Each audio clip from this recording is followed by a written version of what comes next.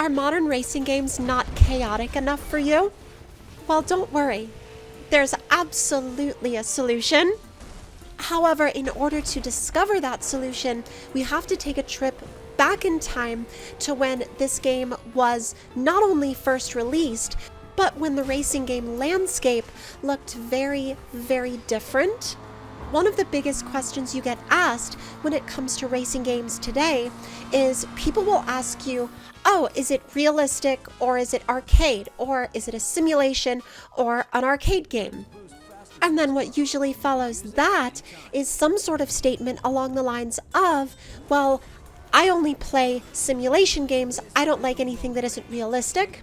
Or it ends up getting followed by, well, I don't really like simulation racers because I'm not into games that are that complicated, or I don't have the time during the day to put in that amount of hours to learn a new simulator. And some people just aren't into games that require that much input to get a satisfying output.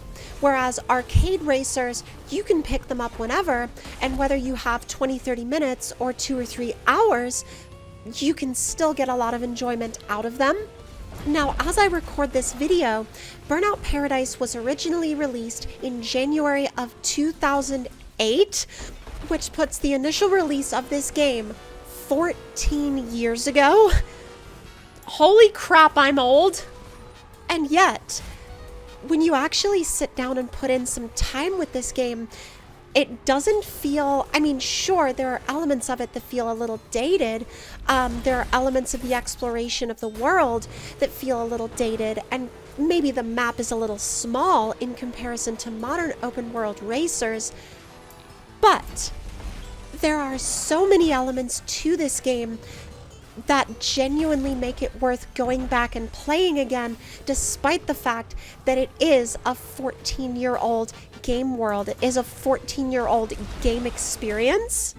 Now, if we're going to talk about a game like this, we unfortunately also have to talk about one of the largest problems that faces honestly all arcade racers today, and I think it faces them more now than it ever has in the past, because there seems to be, especially over the past few years, a shift in the social perception amongst the gaming community as to how arcade racers are seen as lesser, or how arcade racers are seen as not as interesting or not as valid as racing games, in comparison to either full-on sim racing games or just simulation-ish or simcade style experiences, like, for example, Forza Horizon.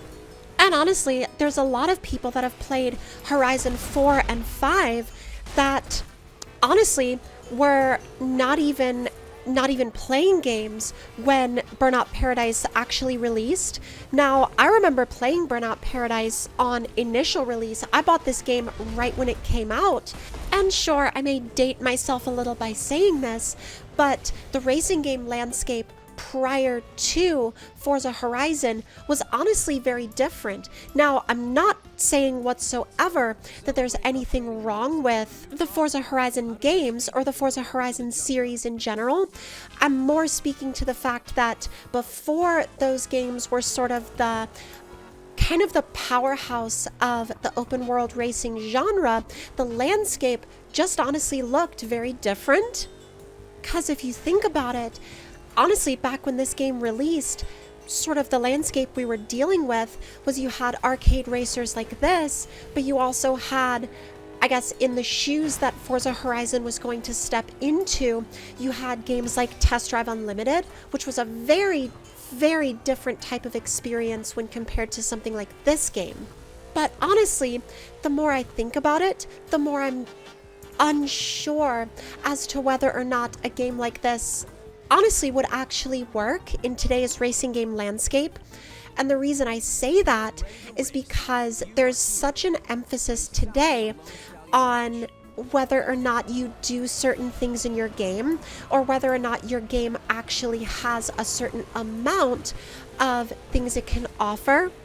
Because remember, this game came out in the time when An open world racer actually had a lot of solid walls, and the world itself could not be totally explored, whereas the expectation now is to be able to drive across farm fields or drive through, woodlands or drive through essentially whatever you can see.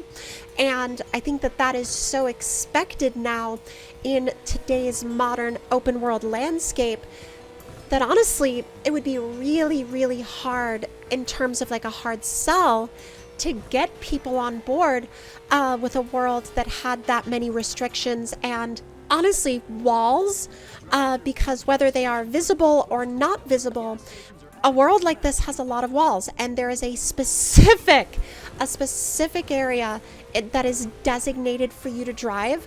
Now, obviously, there are some open world, more playground type areas like the quarry, and then you also have some of the beaches. And then, for example, the Big Surf Island was also a much more open environment as compared to the main map. But even in the case of Big Surf Island, that map still had a lot of restrictions when you compare it to more modern racing game titles. Now, I will say though, if this game were to come back, even if it didn't have the same amount of drivable space, if we had a modern version of what this game offers, I still think people would really be able to enjoy it and they would be able to get into it, although they would have to be reintroduced to honestly the concept of the Burnout series as a whole. Because if you look at it, at least in the standpoint of the gaming space as we know it today, Burnout fans are probably considered quote unquote old now. Also, can we just stop to appreciate for a second how this game asks to take a photo of you every single race win? At least if you have a webcam connected. Now, this was kind of back around the time when things like the Xbox Kinect were not only being introduced, but were being sort of implemented in different ways throughout various games. So I can understand why it's here, because they had to have something to sort of direct that functionality to. But I think the implementation of it comes off a little awkward in terms of how it actually feels in the game sometimes, because the first time you see that, you're like, why do you want a picture of me? But awkward photo opportunities aside, you can totally turn that off. So if you do want to turn it off and never have to deal with it or think about it, that is, of course, a totally viable option. Now, depending on how many things you watch about Burnout Paradise or how many things you watch about racing games in general online, you may have heard a couple of weeks ago some rumors that were floating around that there may be another Burnout game in the works for the future.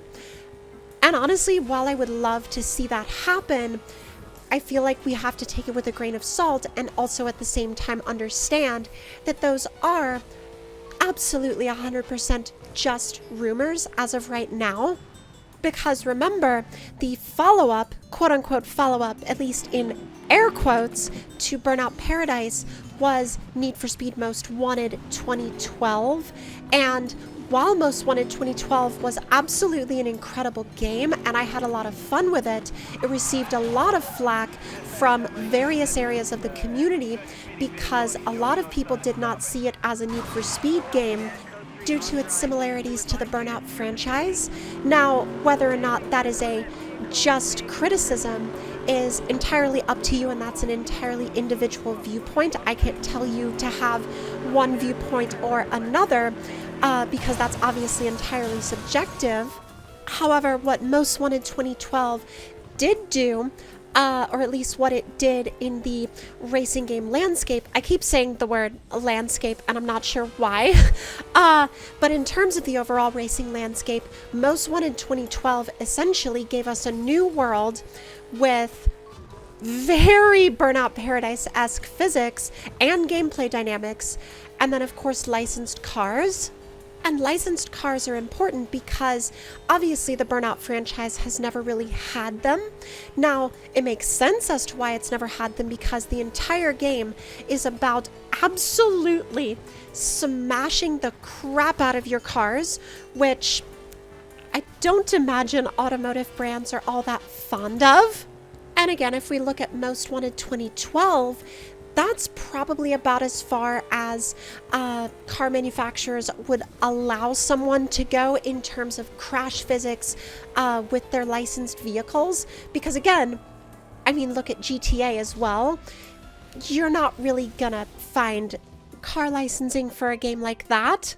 Now, the reason I've included this game on my own personal list of games I recommend playing before it's too late is because honestly, who knows how long EA will choose to keep the servers for this game functional? Because as of the date of recording this video, this game still has fully functional leaderboards. It still has fully functional multiplayer. You can still jump into this game and experience it the way you were always able to, even in the way it was back in 2008. Albeit with hopefully slightly more reliable and faster internet connections. And this is the part in the video where I want y'all in the comments to let me know if you had childhood memories with this game. I know I certainly had a ton of them, and it was one of the games that I played, honestly, as a way to just escape my own day-to-day. I mean, because that part of my life was... it was definitely a lot. Without getting, obviously, you know, super in-depth and personal, I remember this game giving me a world that I could just escape into and forget everything else and just honestly enjoy it. Also, completely different topic, but in relation to the way these roaming drivers would have to be taken down in order to get that car, this AI, oh my god, it is so unpredictable and sporadic. Because effectively what would happen is literally you would be about to take it down, and then it would crash itself out, and then it would disappear, and then it would reappear again much later when you weren't expecting it, or when you were doing, honestly, when you were doing something else. So yeah, the AI behind these free roaming racers, it needed a little bit of work. It was definitely a shortcoming of the game. Although, I don't know, maybe the chaotic AI makes it more burnout.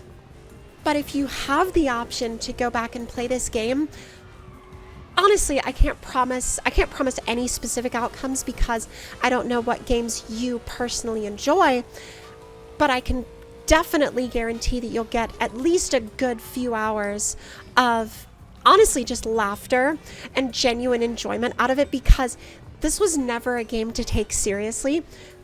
This was a game to jump into, forget everything else that was going on in your life, and just smash into things, fling cars off of massive jumps, barrel roll your car through the middle of a quarry, or off the roof of a parking deck.